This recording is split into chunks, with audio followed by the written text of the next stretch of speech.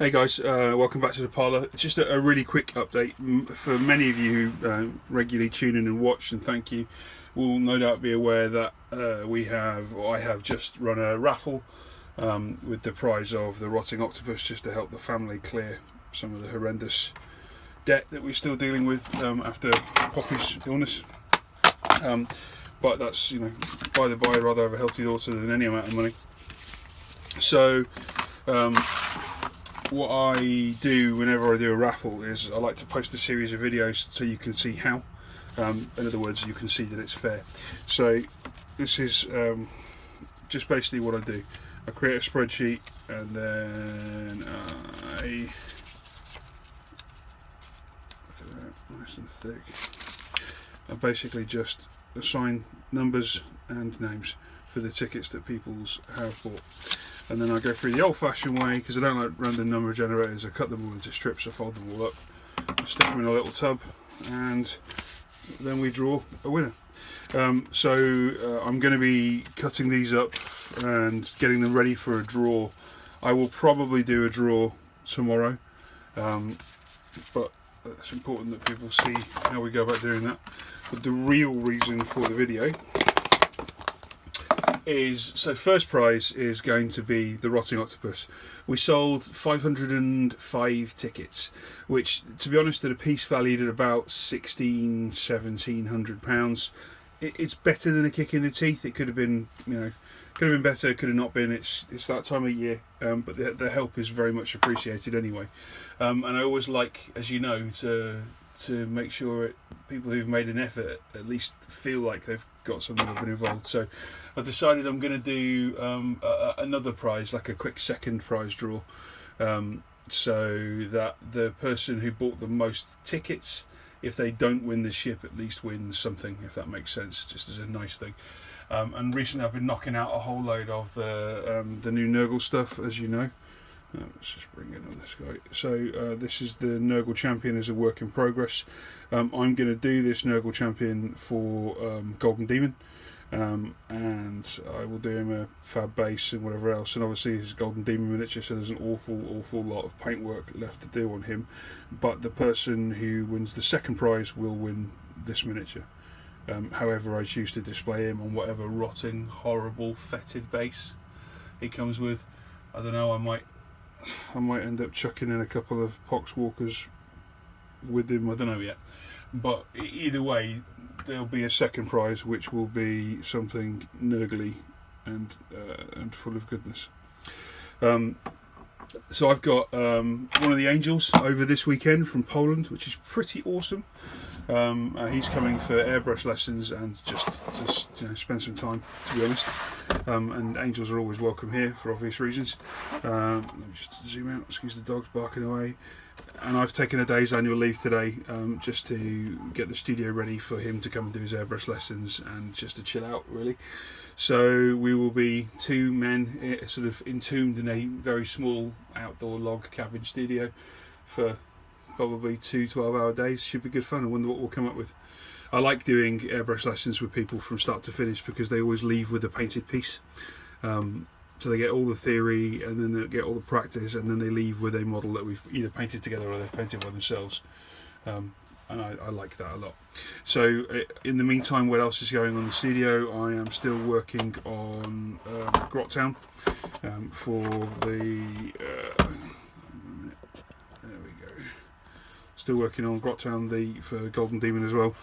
This is just early stages of just mapping out the base and the water. It's basically Soviet style 1942 winter, miserable, horrible, wet, cold, rotten. Don't eat the brown snow or the green snow. And this is basically a little battle camp which I have made to go with... Do I have any of them here? I do have some of them here. To go with the Forge World Grot tanks, which I'm just working on at the minute. Again, now you can see that these are all really heavily. See if I can get right in there, you can actually get the textures. Look at that, it's actually quite a good camera zoom for once. These are really heavily weathered, and I've had great fun painting these. but you can see, I mean, just the weathering alone is hours and hours and hours and hours of texturing.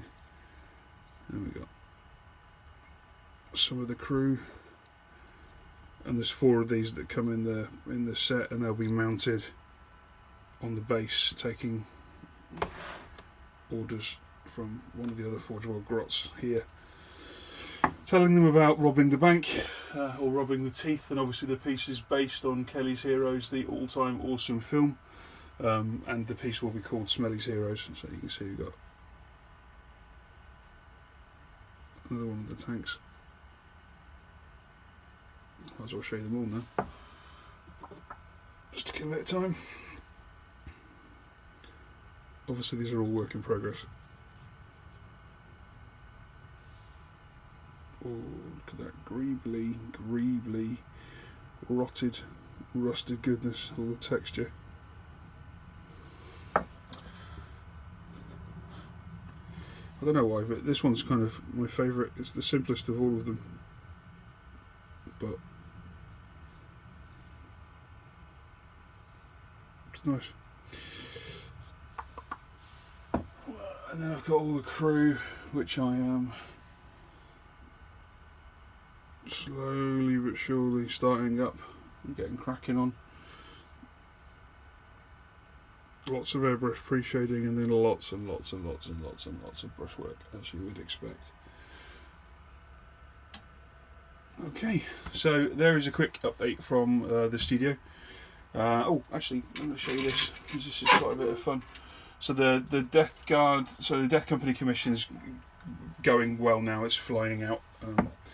So I've just started to work on the basing for these guys, and to start to pull them together as an army and a theme. And they are, it's bearing in mind it's a very good quality, very high tabletop standard, but they are gaming miniatures, so they're deliberately satined, so they are hardy, which is why I painted them all in ultra matte first.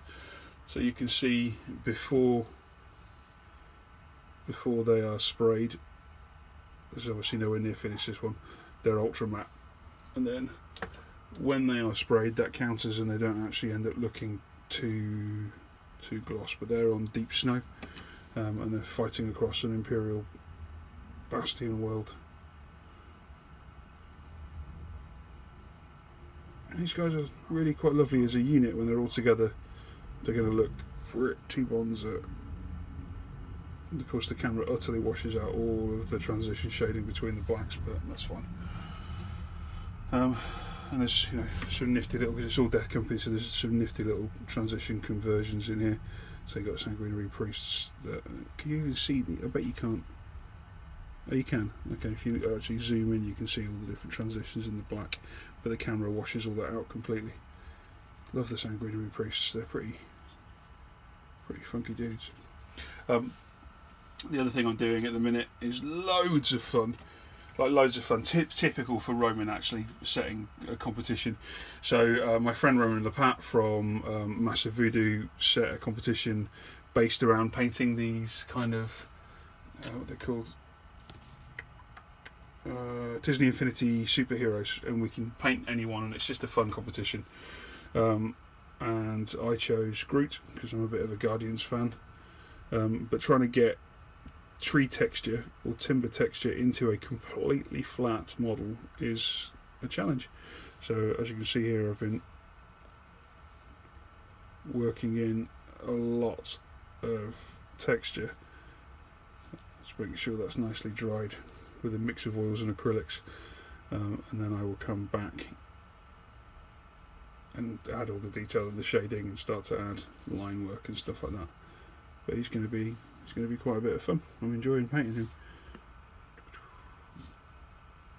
Okay, well, I hope everybody has a lovely weekend. I might do a video with Michael, who's coming over for the weekend to do the airbrush training. I might not, depending on how time goes, and depending on how amenable he is to being on camera, or at least being heard on camera. I wish you all a lovely day, and I will speak to you all soon. Cheers, bye.